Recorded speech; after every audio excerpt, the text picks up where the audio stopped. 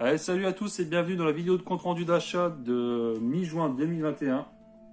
Donc aujourd'hui je suis avec Luna. Ça va Luna? Oui. Donc tu as des petits trucs à nous présenter aujourd'hui? Oui. Tu vas commencer par nous présenter les choses? Oui. Ah, Des vas-y. paires de chaussures et ça c'est ma taille, non je rigole. En fait c'est des sneak art. Dedans il y a des feutres. Il y a une basket, mais moi je l'ai déjà coloriée. Et elle est toute douce et c'est un porte-clés. Voilà, c'est une basket blanche où on doit colorier Et mettre des stickers. et mettre des stickers, d'accord. Donc ensuite moi je vais commencer. J'ai commencé avec un film que mon pote France il m'a filé. Donc je suis super content. Un film que j'aime beaucoup, Arnaque, crime et botanique. Donc c'est dans la lignée de Snatch. Donc Dopé la nitroglycérine, Arnaque, crime et botanique est un thriller complètement barré qui nous transporte dans les bas-fonds malfamés de Londres, des dialogues subtils, un humour noir décapant et un casting de choc. Donc il y a notamment Jason Statham dedans. Donc ça, super cool. Merci France. Ensuite Luna, tu veux nous montrer quoi? Encore un truc Harry Potter, un truc Lego Harry Potter. Remets-le pas trop près, voilà. Avec une petite figurine. Et dedans il y a des jeux. Ok, fais voir la figurine un peu. Et t'as trouvé ça où? Intermarché. Voilà, chez le marchand de journaux. Pour la collection Harry Potter. C'est bon? Allez, à moi maintenant. Donc là, en rapport avec la musique, je me suis pris le coffret, on appelle ça édition collector, d'Albator 84. Donc j'avais déjà les DVD, mais je les avais pas en coffret. Que je l'ai eu sur Amazon, franchement pas cher, je crois 13 € je crois. Donc ça c'est super cool. Quand j'aurai fini Ken, je vais récupérer, recommencer celle-là. Tac. Vous voyez beau ce coffret. Ensuite Luna, qu'est-ce que tu nous proposes? Un lot de 3 livres Harry Potter. Alors, mets-le pas trop près parce que sinon on va avoir mal à la Alors, tête. Harry Potter à l'école des sorciers. Ouais. Harry Potter est le prisonnier d'Azkaban. Parce que bon. Et Harry Potter à la coupe de feu. Et la coupe de Et- soupe, ouais. J'en suis à la page 20. Ah bah t'as du boulot. Hein. Et Vas-y, montre. j'ai un marque-page, j'ai un Tu vois l'épaisseur? L'épaisseur du livre. Ok, bon bah, moi je vais commencer avec les jeux. Donc là c'est un jeu qui va faire plaisir à France qui aime bien les DC Comics. Donc là on est sur un jeu GBA, donc c'est une exclu GBA. Donc c'est Justice League Injustice for All, sorti en 2002. Donc ça a été développé par Saphir. Donc c'est un studio américain qui a été fondé en 97, qui a fait pas mal de portages sur Game Boy, N64 et PlayStation. Ils ont notamment fait le 007 sur Game Boy, le Xena sur 64 et le Van Helsing sur PS2 et Xbox. Donc l'éditeur, on est chez Midway. Donc là on est sur un jeu d'action beat 'em up où on peut incarner les 7 personnages de la Justice League. Donc là c'est ultra classique, hein, en gros on doit péter la tronche au super vilain. Donc c'est un jeu d'action plateforme. Action plateforme beat 'em up. Donc une petite curiosité Game Boy Advance.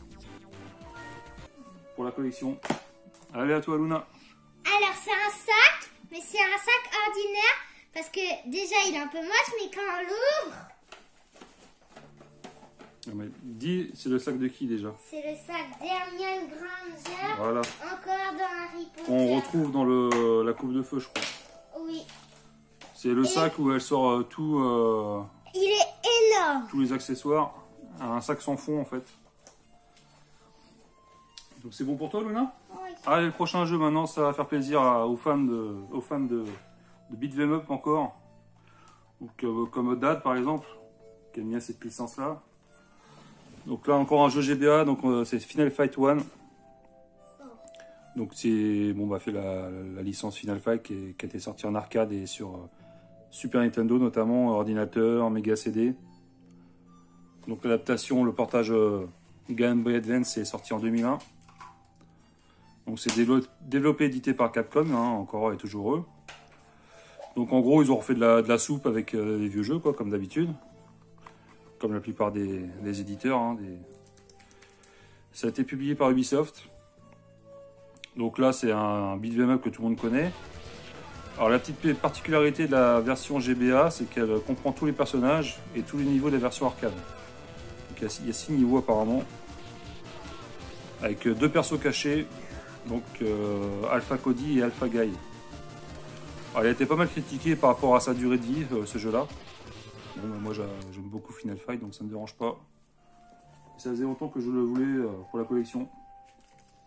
Alors toi Luna, t'en es où là? Vas-y, fais-nous rêver. C'est du slime, sous slime DIY. Ouais. En fait, on le fabrique nous-mêmes sans borax. Ouais, mais tu sais qu'on voit rien là, alors vas-y, dépêche-toi de montrer.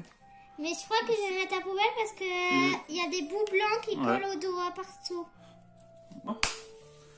Ensuite, on va rester sur Game Boy Advance. Alors, ce mois-ci, c'est beaucoup de jeux sur portable. Et quasiment que ça. Donc là, c'est un petit dédicace à Cyril et Torfab pour la licence. Qui a vu le jour sur PS1. Donc là, on est sur une exclusivité GBA encore, sorti en 2001.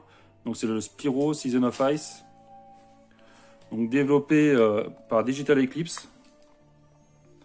Un studio américain qui a officié en fin de compte de 92 à 2012, qui a changé de nom en 2003, qui est devenu Backbone Entertainment. Et ils ont été spécialistes de l'émulation et des portages de jeux d'arcade, notamment sur PS1, avec les compilations Atari, Midway. Ils ont fait le Sonic Rival sur PSP et plein de jeux, une multitude de jeux sur plusieurs plateformes différentes. Donc là, on est édité par Vivendi Universal Interactive. Donc là, en gros, on est sur un Spyro classique, par contre en vue isométrique. On doit récupérer des gemmes et des fées qu'un sorcier a capturé. Donc ça reprend les mécaniques des premiers opus avec comment dire, la vue qui est différente. Et à savoir qu'il existe aussi son jumeau qui s'appelle Season of Flame, donc sur GBA aussi. Allez Luna. Un pop-it et en fait, quand on appuie sur les trucs, ça fait du bruit. Quand tu appuies dessus, ça pète, c'est ça? Oui. Et de l'autre côté, c'est trop ça, assistement. Regardez. Je sais qu'on voit rien. Hein. Ne veux pas trop près. Voilà. Ça, c'est pour Luna quand elle est stressée. Ah oui. Ensuite, dédicace à Fouini Man qui m'a donné l'envie d'acheter ce jeu sur 3DS. Donc, il avait parlé de la version 64 dans une de ses vidéos. Donc c'est le Legend of Zelda Ocarina of Time 3D. Donc qui était sorti sur 64 aussi. Cette adaptation a été sortie en 2011. Elle a été développée, éditée par Nintendo bien sûr. Alors développée avec le studio Grezzo. Qui s'est chargé de l'adaptation. Alors ce qui est bizarre, c'est que j'ai vu sur internet c'était Grezzo, mais il n'est même pas cité sur la boîte du jeu. Ils sont un peu en sous-marin. C'est un studio japonais qui a été créé en 2006 et qui a fait aussi la Majora's Mask sur 3DS, le Triforce Heroes, le Luigi Mansion, le Link's Awakening sur Switch. Et puis récemment, le Mythopia qui vient de sortir.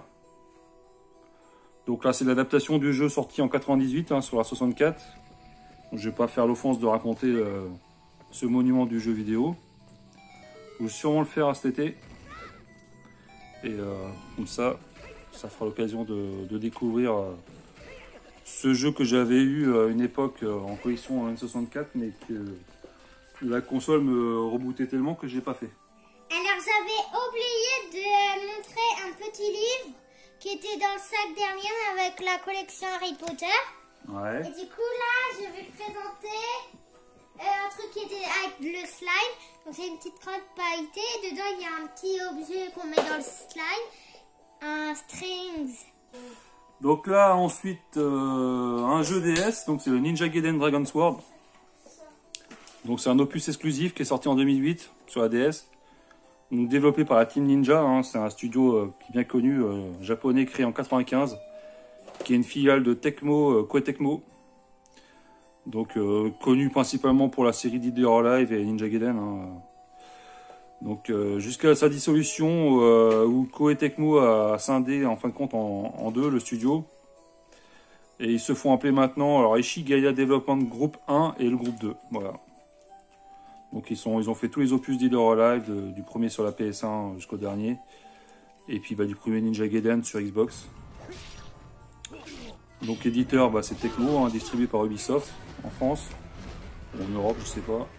Donc là on est sur un jeu d'action, bien sûr on incarne Ryu Hayabusa dans une nouvelle aventure sur 13 chapitres quand même, avec la manipulation du stylet pour le maniement du katana. Donc on va voir ce que ça donne. Là j'ai présenté deux trucs. Donc en fait c'est un petit jouet comme ça, et on enlève le truc blanc. Et après on doit former le personnage. Et après j'ai... Attendez, hein. J'ai eu des cartes Pokémon. Et tu vas pas tous les montrer, sinon on n'est pas couché. Hein. Ah oui. T'en montres 2, 3, vas-y. Elle. Moi j'y connais rien. Attendez, je vais vous montrer ma préférée. Pikachu. Là, tu l'avais déjà celle-là. Evoli. Voilà. Tarsal. Riolu. Allez, c'est bon. Oui, vous arrêtez, madame. Ensuite, un jeu DS encore qui va faire plaisir à Big Cam.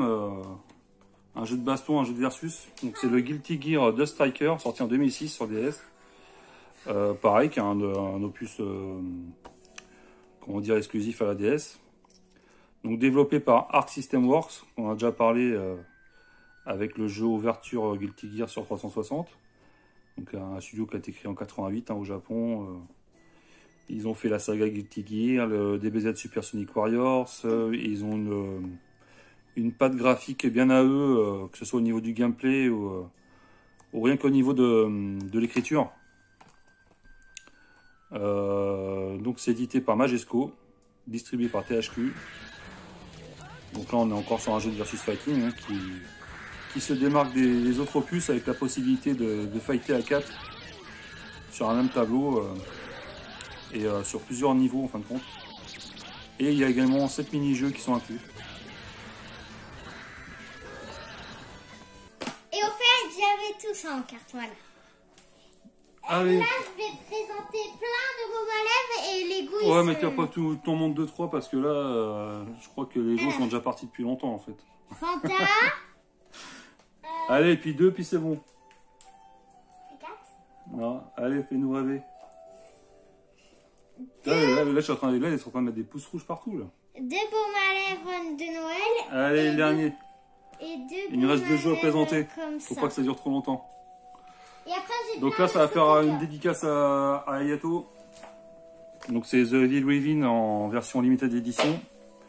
Donc sur Xbox One, qui est dispo aussi sur 360, PS3, PS4, PC. Sorti en 2014, donc développé par Tango Gameworks, un studio japonais qui a été créé en 2010, qui est une filiale de Microsoft depuis mars 2021, donc c'est tout récent. Qui a été créé à la base par les créateurs de la franchise de Resident Evil, donc un ancien gars de chez Capcom. Donc ils ont fait The Evil Within 1 et 2, et leur prochain titre qui s'appellera Ghostwire Tokyo, qui doit sortir cette année. Donc édité par Bethesda Softworks, hein, distribué par ZeniMax sous on va dire sous l'emprise de Microsoft. Hein, tout ça c'est du Microsoft tout ça. Donc c'est un jeu que j'ai acheté 4 fois en fin de compte. Une fois sur PC et je l'ai encore sous blister. Une fois dans la même édition que ça sur 360. Je l'avais commencé. Une fois sur la One. Et puis en fin de compte j'ai vu qu'ils avaient fait la même édition que la 360 sur la One. Donc j'ai racheté celle-là et j'ai remis en vente les autres. Donc c'est un jeu à 3e personne, hein, Survival Horror, sur un fond d'enquête. Donc le héros, en fin de compte, il arrive sur le lieu d'un crime où il y a eu un vrai carnage. Et en fin de compte, il se fait assommer, il se retrouve dans un lieu assez malsain. Et après, il faut que je continue l'histoire parce que j'ai bien aimé. Hein. C'est bien beau. Alors, j'ai un jeu encore Harry Potter. Et par exemple, on a ici, on choisit notre personnage. Par exemple, moi je suis Gryffondor, donc j'appuie là. Après j'appuie sur le Ouais, c'est un bouton quiz en fait. doré pour oui. Et en fait il va nous poser des questions. Et là c'est non et oui. Et après j'ai le chapeau d'Harry Potter. Allez, moi je vais terminer avec le dernier jeu qui va faire plaisir à Adaptator et à France. Donc c'est The Terminator que j'avais pas dans la collection. Donc sur Mega Drive, hein, sorti aussi sur Super Nintendo, Game Gear, Mega CD, Master System. Sorti en 92, développé par Prop Software, qui est devenu Acclaim ensuite, en 95. Donc ils nous ont fait Mortal Kombat 1 et 2, Revolt, le Die Hard Trilogy, Alien 3, voilà, c'est... Alors c'est pareil, Prop Software n'est pas cité sur la jaquette. On voit juste Virgin. Donc édité aussi par Virgin Games. Donc c'est tiré du film, hein, un jeu d'action où on incarne Kyle Reese. Et bon, je vais lire un peu le speech. Kyle Reese, guerrier solitaire du futur, retourne dans le passé afin de protéger la seule femme qui détient la clé de la survie de l'espèce humaine. Ensemble, ils doivent affronter tous les dangers de Los Angeles, mais aussi le tout-puissant être bionique, connu sous le nom de Terminator, qui fera tout pour les exterminer tous les deux. Alors ce qui est marrant, c'est qu'on peut voir que déjà à l'époque, voilà, sous licencié, je sais pas qu'on peut dire en français, par Bethesda Softworks. Alors déjà à l'époque, Bethesda était déjà là. Donc voilà pour les rentrées de mi-juin. Et n'hésitez pas d'aller à Poudlard comme école. Allez, salut à tous, à plus.